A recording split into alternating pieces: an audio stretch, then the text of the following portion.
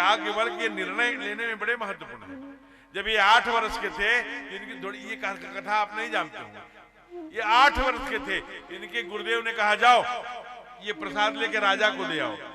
राजा के पास लेकर गए याज्ञवल्क्य। राजा उस समय स्त्री के साथ प्रसंग में थे। कहा राजन, गुरुकुल से आचार्य आए हैं प्रसाद लेकर, कहो वहीं रखे चले जाएं।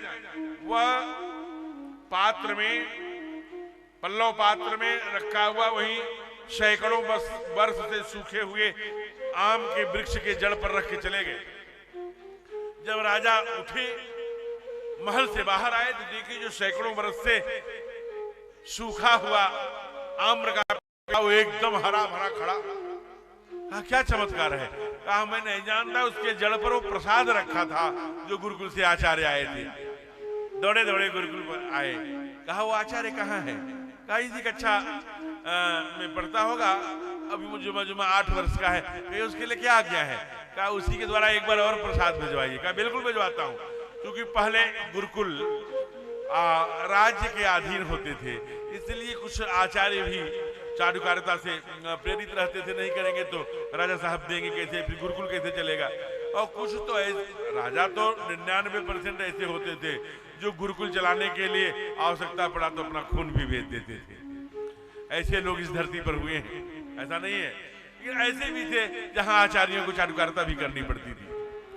कहे चलो याज्ञवल्क्य ले जाओ प्रसाद फिर से। अब वो नन्हा सा बालक, उसके अंदर कैसा भाव आया। कहा अब मैं नहीं जाऊंगा। कहा नहीं जाओगे तो मैं गुरुकुल से निकाल दूंगा। कहा निकाल दीजिए। और निकाल दिया गया। पहले विद्या को विस्मित कराने की एक विधा होती थी, उल्टी कराने की, उल्टी तक कराई गई। फिर वह नीरस निराश बालक दक्षिण की तरफ चला गया। दक्षिण में उतना स्वाध्याय किया कि अपने ही गुरु को जाकर नेपाल में हराया, जनक के दरबार में। गुरु को हराने का जो पाप लगता है वो प्रायश्चित भी किया। और 2 सुंदर विदुषियों से विवाह किया। एक का नाम मैत्रेयी, एक का नाम कात्यायनी। ये याज्ञवल्क्य है।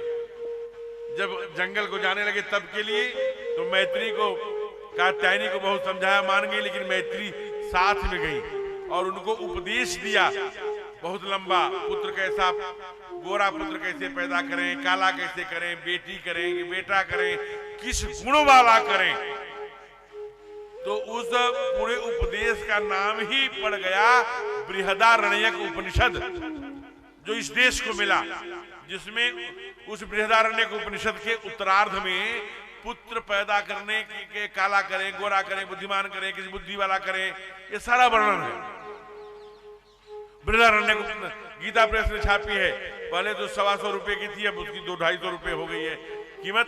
हिंदी एडिशन है अर्थ सहित, आप पढ़िए।